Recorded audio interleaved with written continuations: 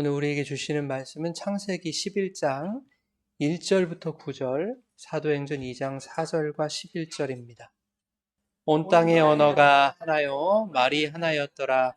이에 그들이 동방으로 옮기다가 시날 평지를 만나 거기 거류하며 서로 말하되, 자, 벽돌을 만들어 견고히 굽자 하고, 이에 벽돌로 돌을 대신하며 역청으로 진흙을 대신하고, 또 말하되, 자, 성읍과 탑을 건설하여 그 탑 꼭대기를 하늘에 닿게 하여 우리 이름을 내고 온 지면에 흩어짐을 면하자 하였더니, 여호와께서 사람들이 건설하는 그 성읍과 탑을 보려고 내려오셨더라.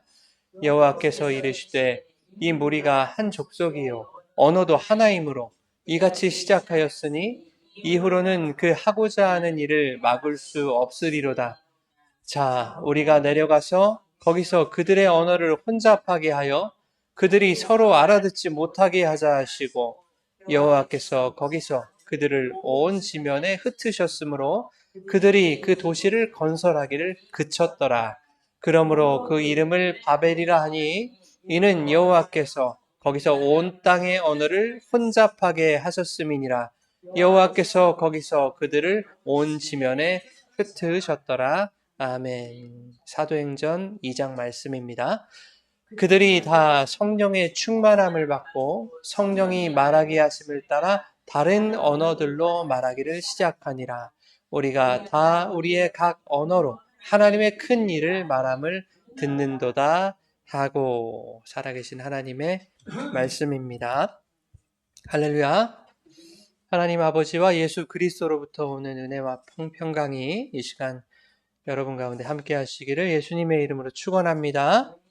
아멘. 오늘은 벽돌과 역청을 버리고 성령의 언어로 라는 제목으로 말씀의 은혜를 나누겠습니다. 지난 시간에는 경계를 허물어 생명으로 인도하시는 성령이라는 제목으로 지난주에 우리가 말씀을 나눴습니다. 지난주에는 야외 예배를 드렸고요. 1500년 넘는 오랜 시간차를 두고 기록된 이 성경이 서로 다른 이야기가 아니라 하나의 구원 역사로 이어지는 하나님의 놀라운 은혜에 대한 책이었다 말씀을 드렸습니다. 잠시 지난 말씀을 한번 떠올려 보기를 원하는데요. 구약의 오순절이라고 불리는 시내산 강림 사건에서 하나님은 빽빽한 구름과 연기, 모든 것을 소멸하시는 불로, 심판의 불로 임하셨습니다. 그래서 하나님은 모세를 통해 이스라엘에게 경계를 넘지 말아라 라고 엄히 경고를 하셨습니다. 죄로 가득한 인간은 하나님의 그 거룩하심 앞에 설 수 없기 때문입니다. 만일 그 경계를 넘었다가는 심판의 불이 죄된 인간을 삼켜버릴 것이기 때문입니다. 그러나 인간은 끊임없이 경계를 넘어서 하나님의 자리를 넘보았습니다. 이스라엘은 시내산에 타오른 그 하나님의 맹렬한 불길을 보고서도 시내산에 도착한 지 불과 40일 만에 금송아지 우상을 만들었습니다. 이스라엘은 그 금송아지를 보고 자신들을 애굽에서 인도하신 분이다 라고 하나님으로 불렀습니다. 예. 그리고 자신들이 만든 하나님 앞에 나아가서 춤추며 노래하면서 그렇게 발광을 했습니다. 하나님은 경계를 넘지 말아라 라고 경고하셨지만 이스라엘은 하나님의 영역을 침범하고 싶었던 거예요. 그래서 하나님도 만들어버리는, 그래서 경계를 허무는 자들이 바로 그들의 모습이었다라는 것이 드러난 겁니다. 이것이 바로 인간의 지독한 죄성을 보여주는 것입니다. 불과 얼마 전에 이스라엘은 하나님이 불로 임하시는 그 기적을 보았습니다. 그러나 이스라엘의 마음은 그 어떤 기적으로도 깨뜨릴 수 없는 단단한 돌과 같았습니다. 우상을 만들어 섬기는 이 참담한 모습을 본 모세는 하나님께 받아온 그 율법의 돌판, 십계명 돌판을 깨뜨려 버립니다. 이것은 뭐라고 했어요?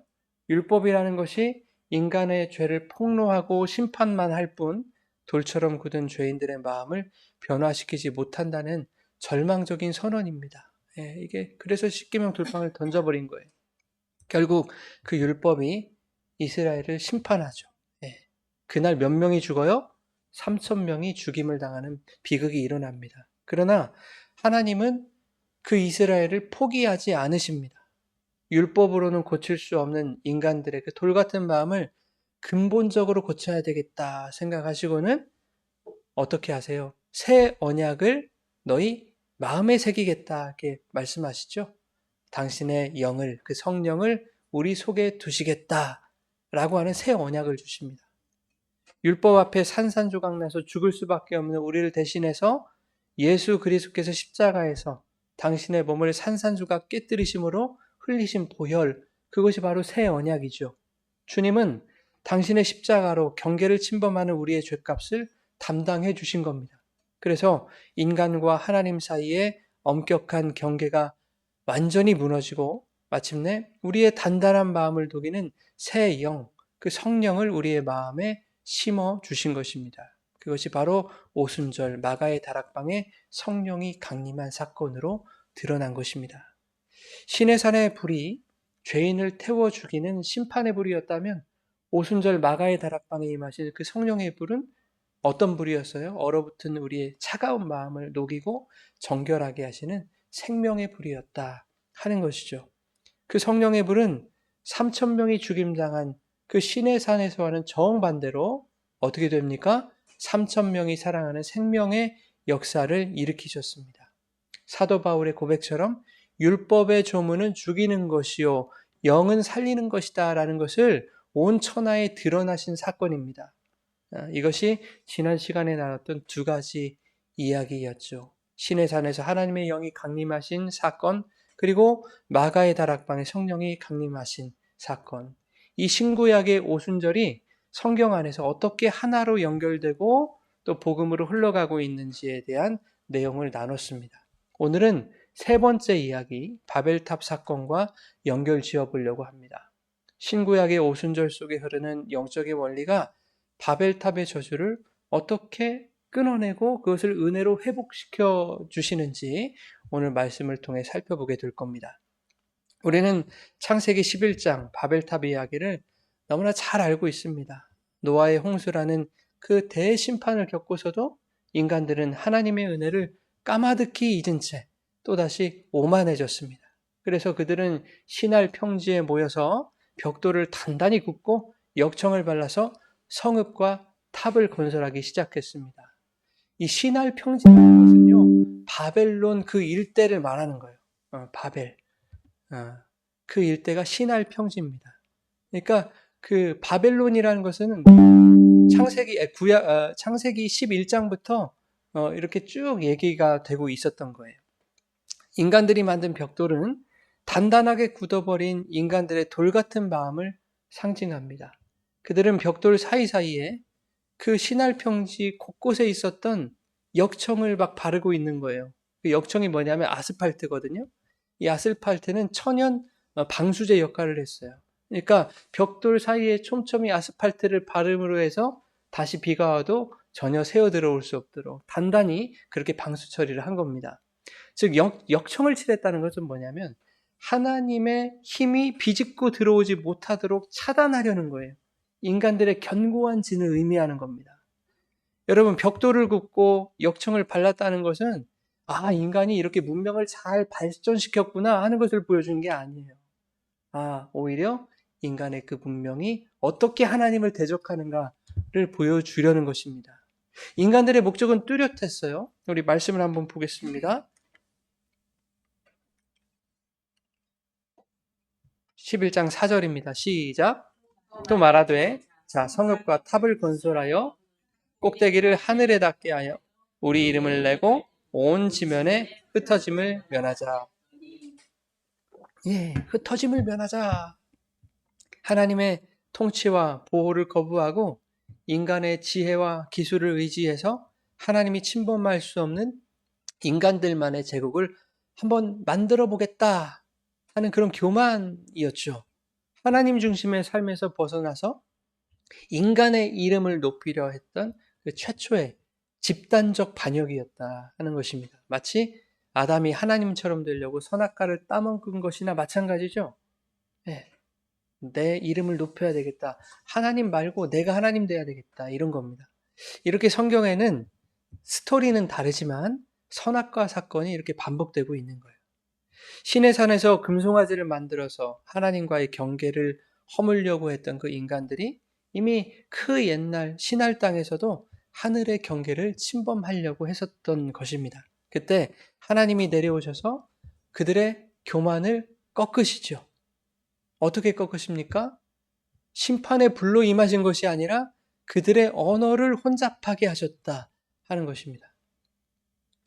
노아 시대 때는 홍수로 심판하시고 바벨탑 이 시대에는 언어를 혼잡게 하셨다.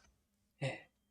벽돌을 가져와라 하면 척척 알아들었을 거 아닙니까? 예. 언어가 하나였으니까, 민족이 하나였으니까. 근데 갑자기 소통이 안 되는 겁니까? 안 되는 거예요. 예. 말이 통하지 않자 오해와 불신이 생기고 또 다툼이 일어나게 됐을 겁니다. 말이 통하지 않으니까 어떻게 같이 살겠어요, 여러분? 예. 그래서 인류는 온 지면으로 흩어지게 됩니다. 결국 그렇게 탑 건설이 중단되고 말아요. 인간이 쌓으려 했던 탑을 바벨탑으로 부르게 된 것은 9절 말씀 때문입니다. 9절 말씀 함께 읽겠습니다. 그러므로 그 이름을 바벨이라 하니 이는 여호와께서 거기서 온 땅의 언어를 혼잡하게 하셨음이니라. 여호와께서 거기서 그들을 온 지면에 흩으셨더라. 예, 이 말씀을 보면 바벨의 의미가 무엇인지 자세히 설명하고 있어요. 그 이름을 바벨이라 하니 이는 이러저러 하더라 이렇게 말하고 있죠. 이는 바벨의 의미는 혼잡과 흩어짐이더라 이렇게 말하고 있는 거예요. 원래 바벨이라는 단어는요. 고대 이 메소포타미아 지역에 아카드라고 하는 나라가 있었어요. 그 아카드어에서 유래가 된 것인데 그 뜻은 뭐냐면 신의 문, 하나님의 문. 그 당시에 신은 바알이거든요. 뭐 여러 가지 잡신들이 있었겠지만 신의 문이라는 뜻입니다. 그게 바알이라는 말의 유래였어요.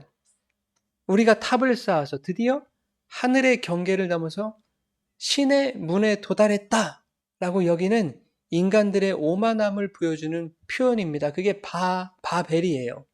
예, 그러나 성경은 이것을 혼잡과 흩어짐으로 재정의하고 있는 것입니다. 성경은 바벨과 발음이 유사한 발랄이라는 단어를 사용하고 있어요. 그게 바로 혼잡하게 하다라는 뜻이거든요.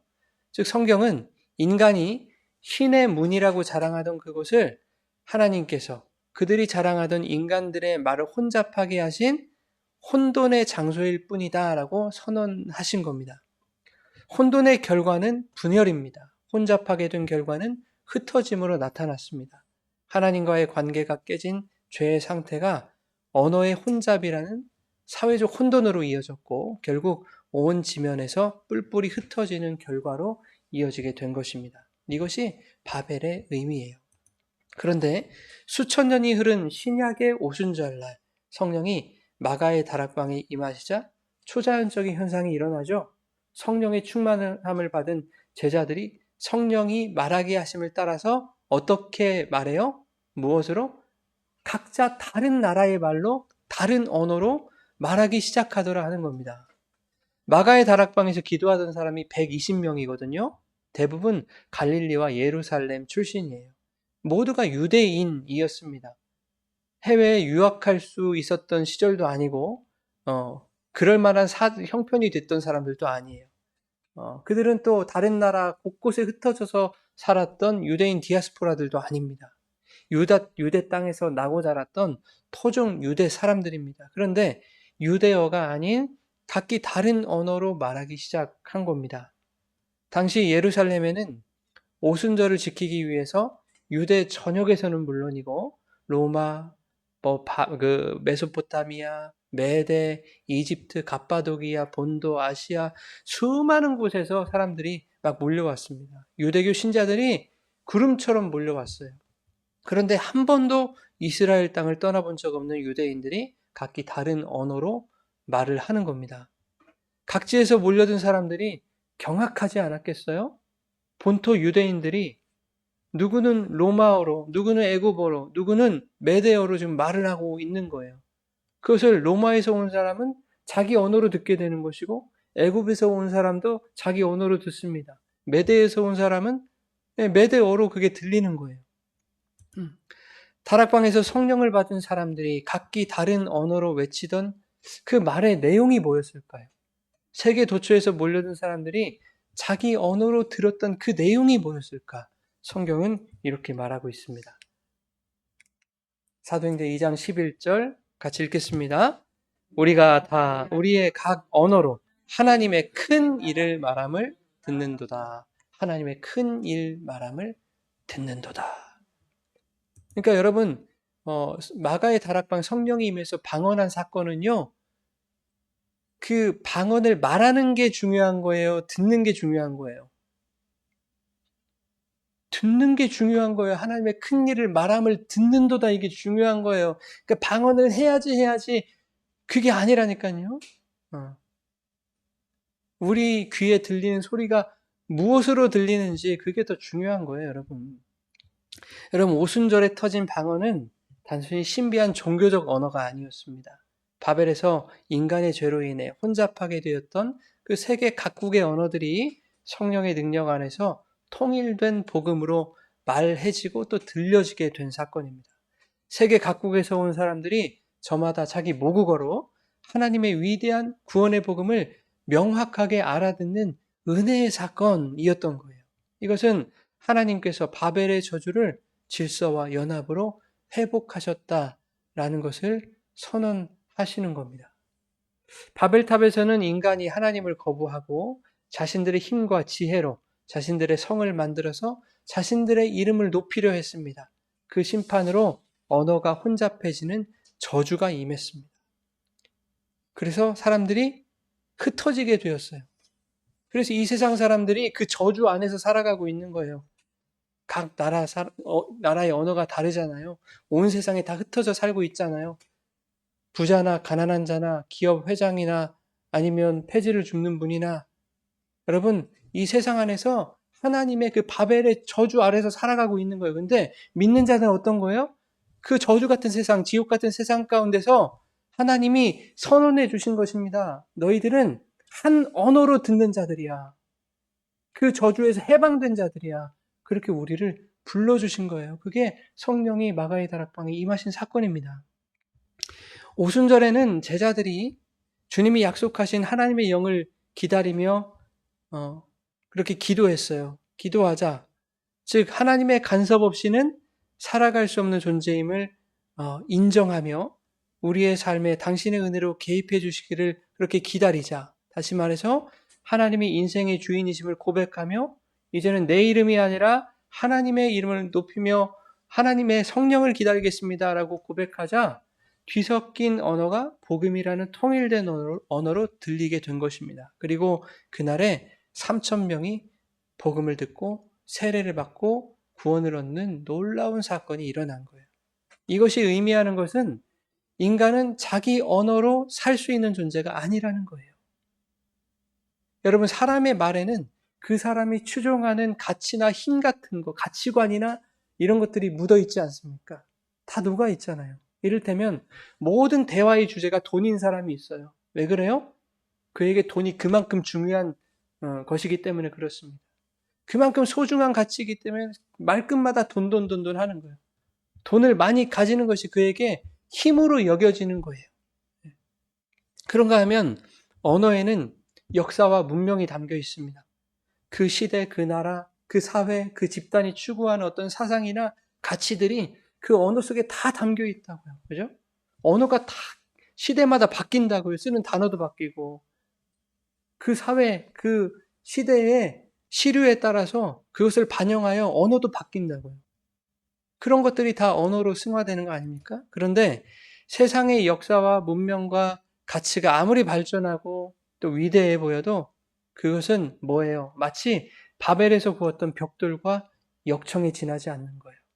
인간의 지혜, 인간의 힘으로 살아보겠다고 하나님과 벽을 쌓고 하나님이 간섭하실 틈도 주지 않겠다고 이렇게 역청을 칠하는 그 타락이라는 방어막에 지나지 않는 거예요. 인간의 언어 속에 녹아있는 그 문명과 문화와 인간들의 가치와 세상이 추구하는 것들과 이런 것들은 하나님을 방어하겠다고 하는 벽돌과 역청에 지나지 않은 것.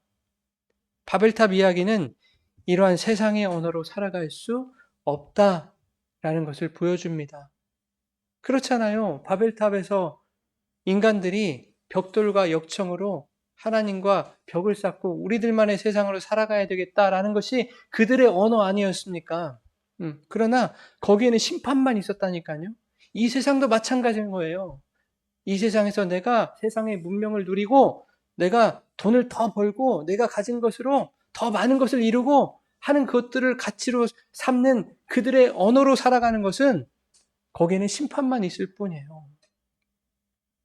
여러분, 자기 말만 하는 사람들 옆에는요, 늘 오해가 있어요. 그죠?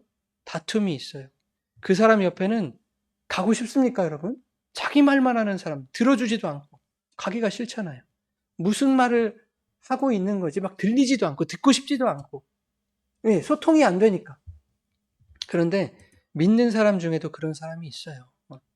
사람 간의 관계뿐만이 아니라 그것을 넘어서 하나님과의 관계에 있어서도 주구장창 자기 말만 하는 사람이 있다고요. 막 기도한답시고 하나님 더 많은 벽돌을 주십시오. 더 많은 역청을 저한테 주시면 제가 열심히 교회를 섬기고 하나님의 나라를 위해서 제가 헌신하겠습니다. 하나님께 이 말도 안 되는 인간의 말을 늘어놓는 사람들이 있다니까요. 여러분, 벽돌과 역청이라는 세상의 힘과 지혜를 의지하는 것은 하나님과 소통을 거부하겠다는 거예요. 내 성을 더욱 견고하게 쌓고 내 이름을 더욱 높이기 위해 세상의 벽돌과 역청으로 하나님이 들어오실 틈을 차단하겠다는 거예요. 그거는. 벽돌과 역청이 많이 있으면 여러분 잘 섬길 것 같죠? 저 그런 사람 못 봤습니다. 한 사람도 못 봤어요. 제가 말씀드렸잖아요. 예전 교회에서 수익이 많이 들면 제가 11조 많이 하겠습니다. 그때 당시에는 번만큼 11조 못 했거든요. 그분이. 그러니까 저한테 그러는 거예요. 전도사인 저한테. 제가 뭐 헌금 다 개수하고 하는 거 하지 않습니까? 기록하고 전도사들이. 그러니까 저한테 전도사님 제가 이제 사업 하나 더 이렇게 확장할 건데 그거 잘 되면 11조 제가 더 하고 헌금 더 하고 더 섬기겠다 그 말이에요. 뭐 돈으로 하나님 섬깁니까 여러분? 근데 말을 그렇게 해놓고 지켰을까요? 안 지켰을까요? 안 돼요 그거. 돈 더 벌었는데 더 줄었어요 여러분. 헌금 많이 하라, 11조 많이 해라, 이 얘기 드린 거 아닌 거 아시죠, 여러분? 그런 것들로 하나님 섬길 수 없다, 그 말입니다, 여러분. 그러니까, 여러분, 그런 거 구하지 마세요. 네. 하나님, 벽돌 주세요, 역청 주세요. 그러지 마세요. 하나님 다 아신다니까요. 오히려 그거 구하는 것은 점점 하나님과 벽을 쌓겠습니다. 하나님, 비집고 들어오실 틈이 없도록 제가 막아버리겠습니다. 이런 거나 다름없어요. 그 벽돌과 역청이 여러분들을 그렇게 만들 거예요. 인간은 오직 하늘의 언어인 복음으로 하나님과 소통할 수 있습니다. 그분의 말씀을 먹고 말씀의 지혜로 살아가고 말씀의 능력이 개입하시는 성령의 인도하심에 순종하며 살아갈 때 그렇게 하나님과 소통하는 자들에게 영원한 생명이 주어지는 거예요. 벽돌과 역청이 영원한 생명을 줘요? 못 줍니다, 여러분. 불통을 주잖아요. 답답함을 주잖아요. 오해와 또 분열을 주잖아요. 그런 거예요, 세상의 가치는. 오늘 말씀이요, 이 복음의 원리를 말하고 있는 거예요. 하나님과 소통하는 자들에게만 영원한 생명이 주어진다라는 거. 여러분, 오케스트라를 보면 여러 가지 악기가 있잖아요. 바이올린, 트롬본, 첼로, 또 팀파니, 여러 가지가 있다면 수십 가지의 악기가 있지 않습니까? 악기마다 소리가 다르죠. 악기마다 언어가 다른 거예요. 그런데 그 언어를 하나로 통합해서 최고의 교향곡을 만드는 이가 있어요. 지휘자, 마에스트로라고 하잖아요. 여러분, 각 악기들이 자기가 최고다라고 하면서 자기 소리만 내기를 원하면 어떻겠습니까? 그 지휘자의 지휘에 따르지 않는다면 각 악기들이 수백억짜리 명품 악기라고 해도 듣기 싫은 소음이 되고 말 거예요. 그러나 싸구려 악기라도 지휘자의 그 손끝에 집중할 때 각기 다른 소리를 내던 그 혼잡했던 소리들이 서로 방해하지 않으면서도 아름답게 어우러져서 하나의 천국 교향곡을 만들어내는 것입니다. 오순절 성령 강림의 역사가 바로 그와 같은 거예요.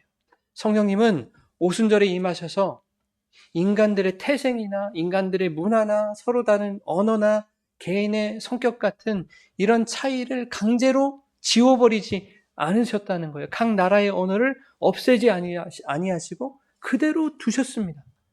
그러나 십자가와 부활이라는 이 주님의 지휘 아래에서 성령이 역사하시자 그 다양한 언어들이 오직 하나님의 큰 일을 찬양하는 하나의 아름다운 복음의 하모니로 완성되더라 하는 것입니다. 다 못 듣잖아요. 각 나라의 말, 소통이 안 되잖아요. 근데 생전 그 나라 가지도 않았던 사람들이 각 나라의 다른 언어들로 하나님을 찬양하는 하모니를 이루더라. 얼마나 놀라운 일입니까? 그 말은 영혼의 지휘자이신 주님의 지휘에 따라 성령의 음성을 듣는 사람이라면 각자 다른 환경과 성격을 가지고 살아가는 우리들 안에서도 내가 튀고 싶고 내 말이 먹히기를 바라고 내가 인정받기 원하는, 그래서 상대방에게 불편함을 주고 공동체를 혼잡하게 하는 그런 언행들이 사라질 것이다. 또한 복음의 언어로 소통하고 은혜로 하나 되는 모습들이 우리 안에서 나타날 것이다 하는 것입니다. 그것은 시작에 불과해요. 공동체 안에서 이 교회 안에서만 예쁜 말하고 서로 위로해주면 그것으로 끝나는 거 아닙니다, 여러분. 성령의 언어로 연합한 사람들의 삶에서는 초대 교회의 믿음의 성도들이 어떻게 살아갔는지 그들의 행적이 반드시 나타나야 돼요, 여러분. 여러분, 성령 강림 사건 이후에 초대 교회는 폭발적으로 성장했습니다. 날마다 믿는 자 수가 더하여지니라 이렇게 말하잖아요. 그런데 초대교회의 성장은 또 뭘 가져왔어요? 교회에 박해를 가져왔어요. 박해. 그것을 단적으로 보여준 사건이 스데반 집사님의 순교 아닙니까? 성경은 이 사건을 기점으로 해서 예루살렘에 있는 교회에 큰 박해가 있었다고 이렇게 기록합니다. 같이 한번 읽어보겠습니다. 그날에 예루살렘에 있는 교회에 큰 박해가 있어 사도 외에는 다 유대와 사마리아 모든 땅으로 흩어지니라. 이게 언제냐면 스데반 집사님 순교하고 바로 그 다음 구절이에요. 여러분, 이상하지 않아요? 성령이 임하시자 흩어져 있던 자들이 예루살렘에 다 모여서 혼잡했던 언어로 통일된 하나님의 복음을 듣게 되는 그 영적 소통이 얼마 전에 이루어졌잖아요. 그런데 정작 교회에는 뭐가 찾아와요? 박해가 찾아오고 믿는 자들은 온 땅으로 흩어지게 되더라 하는 겁니다. 흩어지는 것은 바벨에 있었던 저주였잖아요. 근데 성령이 임했는데 그 성령을 받은 자들이 흩어지더라 하는 거예요. 저주 같은 일이 일어나는 거예요. 성령이 오셨으니까 교회는 더욱 승승장구해야 되는 거 아닙니까? 이제는 더 이상 흩어지지 않고 한데 모여서 더 똘똘 뭉쳐야 되는 거 아닙니까? 그런데 하나님의 방법은 그것이 아니다라는 거예요.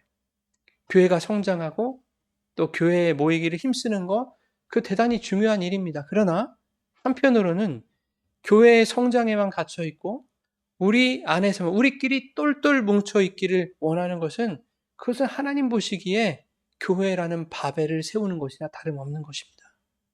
하나님은 성령의 언어로 하나 된 사람들을 이 교회 안에만 머무르도록 하지 않으세요. 교회를 박해하는 그 세상 속으로 흩어지게 하시는 거예요, 하나님. 왜? 그 세상 속에 누가 있기 때문에 성령의 하나 된 언어 안으로 초청받아야 할 자들이 너무나 많기 때문에 이미 초청된 자들을 그 세상 가운데 흩으시는 거예요.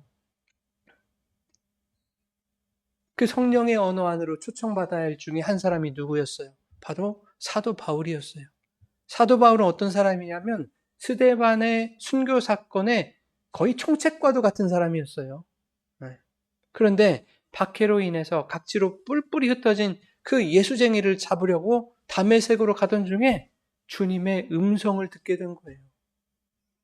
뿔뿔이 흩어지는 일이 없었다면 사도 바울이 거기까지 잡으러 갔겠습니까? 사도 바울이 그 음성을 들을 수 있는 기회를 얻을 수 있었겠습니까?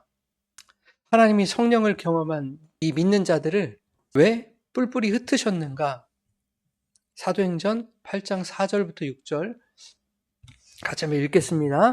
그 흩어진 사람들이 두루 다니며 복음의 말씀을 전할세 빌립이 사마리아 성에 내려가 그리스도를 백성에게 전파하니 무리가 빌립의 말도 듣고 행하는 표적도 보고 한 마음으로 그가 하는 말을 따르더라.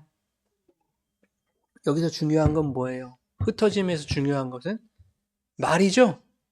예, 복음이에요. 복음. 복음이 전해지는 거예요. 복음을 말하고 복음을 전해 듣게 되는 거. 네. 여러분, 하나님은 우리가 교회 안에 머물러 있기를 원하지 않으세요. 일주일 내내 밤낮 교회당에만 모이는 것을 하나님 기뻐하지 않으실 겁니다. 하나님은 교회를 밖에 하는 세상 속으로 흩어지기를 바라시는 거예요. 비난을 당하고 욕을 먹으면서도 그런 비난의 언어, 우리에게 욕으로 들려지는 그 세상의 언어가 우리를 결코 해할 수 없음을 우리는 알기에 오히려 그 바벨 같은 세상 속에 우리의 입술로든 행위로든 생명의 언어, 그 성령의 언어인 복음을 전하는 삶을 살기를 원하시는 거예요. 그러면 이런 말씀도 있잖아요. 성경에 보면 히브리서 10장 24절 29 이런 건 또 어떻게 이해해야 돼요? 한번 읽어보겠습니다. 서로 돌아보아 사랑과 선행을 격려하며 습관과 하지 말고 오직 권하여 그날이 가까움을 볼수록 더욱 그리하자. 예, 이거 보십시오. 성경에도 모이기를 패하는 어떤 사람들의 습관과 같이 하지 말라고 하지 않습니까? 더 모여야 된다고 하지 않습니까? 이렇게 반문을 하실 수도 있을 것 같아요. 그런데 이 말씀은 성도가 세상 속에서 신앙을 포기하지 않도록 서로를 격려하고 용기 주고 위로하는 그런 영적 공동체가 되어줘야 된다. 이런 말씀인 거예요. 이 말씀이 기록될 당시 이 초대 교회 성도들은 지독한 박해와 또 세상의 유혹 속에서 살고 있었습니다. 예수를 믿는다는 이유로 직장에서 쫓겨나고 재산도 뺏기고 심지어 목숨을 잃기도 했어요. 신앙을 포기하면 편하게 살 수 있지 않을까라는 유혹이 날마다 찾아왔습니다. 상황이 이렇다 보니까 너무 두렵고 지친 나머지 예배나 공동체 모임에 나오지 않거나 또 숨어버리는 사람들이 있었어요. 다시 말해서 신앙을 버리는 사람들, 그리고 모르겠다, 남몰래 나 혼자서 몰래 숨어서 예수 믿어야겠다 하는 사람들, 그들을 모이기를 패하는 어떤 사람들이라고 한 거예요. 그들이 생겨나기 시작한 거예요. 그러니 복음은 뭐라고 말하는 거예요? 너희는 너 자신 혼자만 잘 믿는 것이 아니라 혹시 박해와 또 삶의 무게에 지쳐 쓰러진 지체는 없는지 서로 살피라는 것입니다. 그래서 이 모진 세상 속에서도 복음을 붙들고 성령을 의지하며 끝까지 승리하는 삶을 살아갈 수 있도록 서로에게 힘과 용기를 불어 넣어 주라는 거예요. 그 말씀이 히브리서 10장 24절 25절 말씀인 겁니다.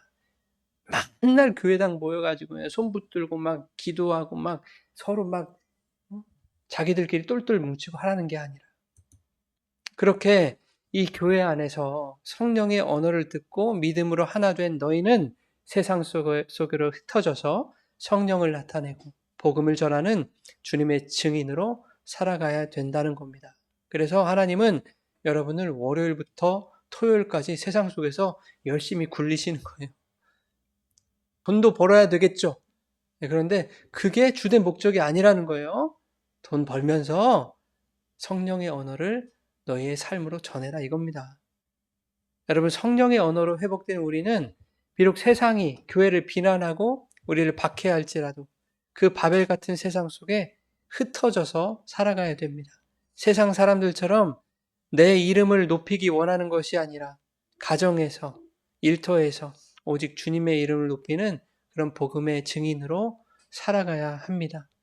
교회 다니는 것이 부끄럽고 또 숨기고 싶은 세상이 됐습니다. 저도 그래요. 때때로 어디 가서 목사라고 안 불렀으면 좋겠다. 저는 그런 생각 하거든요. 그냥 식당을 가도 목사님 이렇게 부르지 않기를 막 간절히 기도할 때가 있어요. 왜 그럴까요? 목사님은 사람들이 막 이렇게 쳐다보는 게 느껴져요. 좀 부끄럽습니다. 네, 부끄러워요. 그런 제가 부끄럽다 그 말이에요. 네. 여러분, 세상은 믿는 자를 조롱하고 비난하고 손가락질하고 눈치도 주고 막 비아냥거릴 것입니다. 계속 심해질 거예요. 그럼에도 불구하고 영혼의 마에스트로이신 주님의 지휘에 여러분의 입술과 삶을 맡기십시오. 그럴 때 세상의 언어로 살아가는 세상 사람들에게도 성령이 만드시는 아름다운 복음의 교양곡을 듣게 되는 기회가 세상 사람들에게도 주어질 줄 믿습니다. 그 통로로 여러분들이 쓰임 받으셨으면 좋겠어요. 바벨의 언어가 아니라 성령의 언어로 살아갈 때 공동체 안에서 모든 관계가 회복되고 믿지 않는 사람들이 성령과 소통하는 그런 역사가 일어나며 죽어가던 영혼이 살아나는 그 제2의 오순절 역사가 여러분들을 통해서 나타나게 되기를 간절히 소망합니다. 예, 이 거룩한 영적 소통의 통로로 쓰임받는 여러분의 복된 삶 위에 성령의 충만한 능력과 은혜가 임하기를 예수님의 이름으로 축원합니다.